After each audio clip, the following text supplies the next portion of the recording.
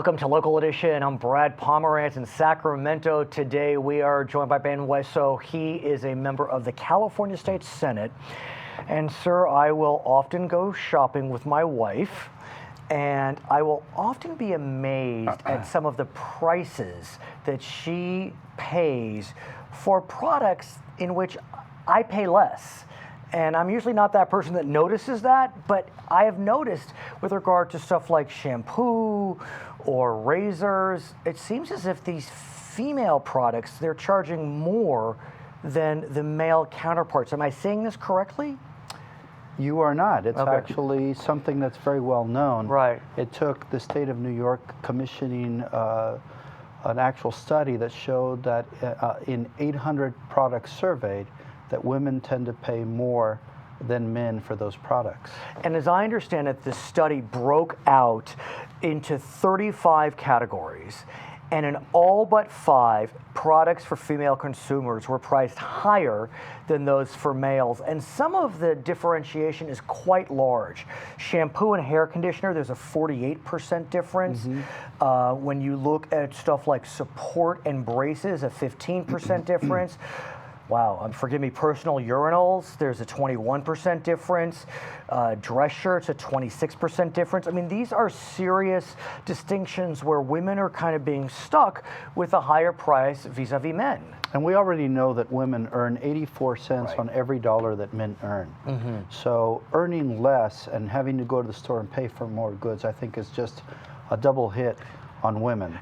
And look, I'm no consumer product expert, and maybe I'm telling you more than I should, but you know, a razor's a razor, shaving cream, shaving cream. You know, I've used both and I don't really see much of a difference, you know, more than you want to know, my friends. But, you know, is this all about marketing? I just wonder whether there really is a distinction between a male shampoo and a female shampoo, a male shaving cream and a female shaving cream, male razor, female razor. We understand that there are different qualities of products, and we understand that there are different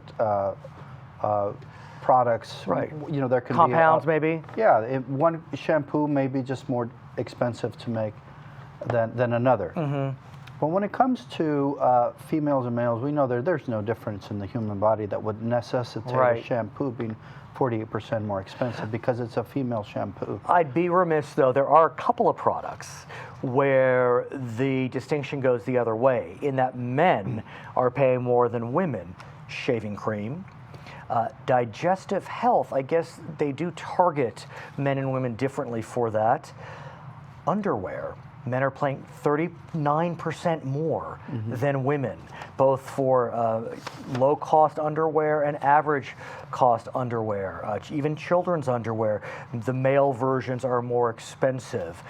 So I understand maybe 20 years ago, the California legislature did pass a law that focused upon equity in pricing as it related to services. Is that accurate, sir? And so we've heard of women in our community, women that we know, complain about going to the mechanic and being charged more for services there. So that sought to correct that kind of situation where women were being targeted for specific services, and this builds on that.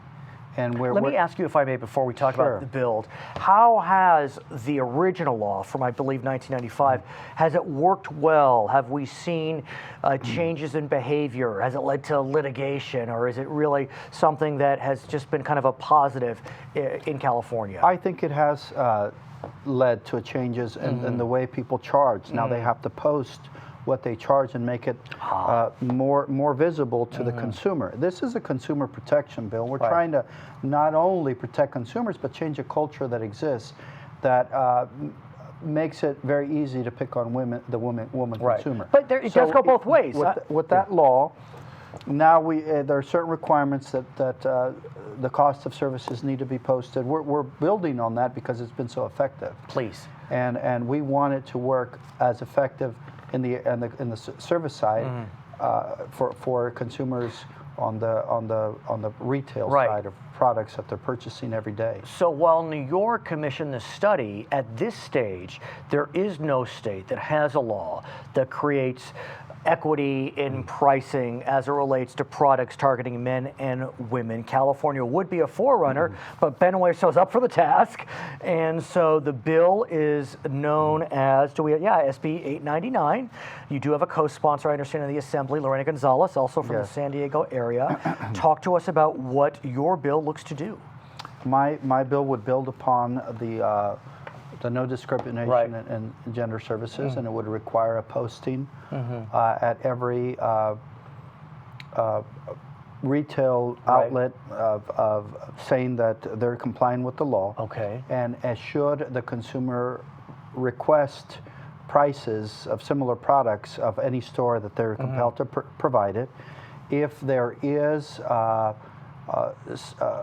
measurable gender discrimination, it's up to the consumer to initiate a private right of action and to challenge that. Right of action. There's a private right of action built into this bill, and that's giving the consumer the right to challenge these retail establishments for unfair pricing. Has that caused some pause for folks, as opposed to a right of action maybe through the Attorney General or otherwise?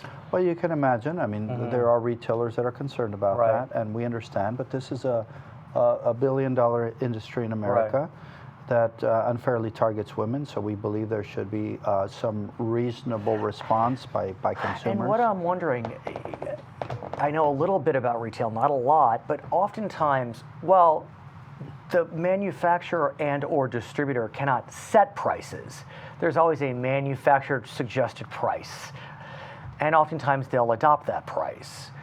And so it does seem as if we really need to change the way we are thinking. I mean, from all levels of the distribution chain, because while we're looking at the actual final step, the actual brick and mortar store, you know, if these manufacturers and distributors are suggesting retail prices that are disparate. Right. But when the manufacturer does that, they're also complicit. So they could be also subject. So they can also be subject to this law because they are the ones necessarily setting the price. If they solely set the price, if they have an agreement that only allows them to set the price, they make themselves the target of this potential litigation should it be in conflict with the law. I guess in the end, though, we want this to work should it pass. And so is there a mechanism to kind of ease us through this process? Because, look, we're one of 50 states. Yes. Although we're the biggest and we're the mightiest, you know, it's going to be difficult to try to get these products aligned price-wise.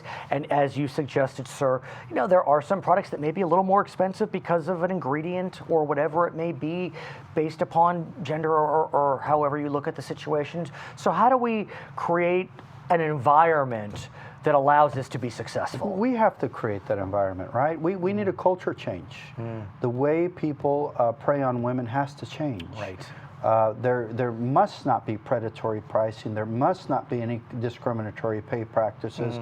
There must not be this attitude that women are easy prey. And you know, there's a lot women need to do to protect themselves, but there's a lot our state needs to do to protect them, to make sure they're not constantly living in fear of being attacked. You know, I employ women, and as a married man also, you know, there are things that I never have to worry about as a man.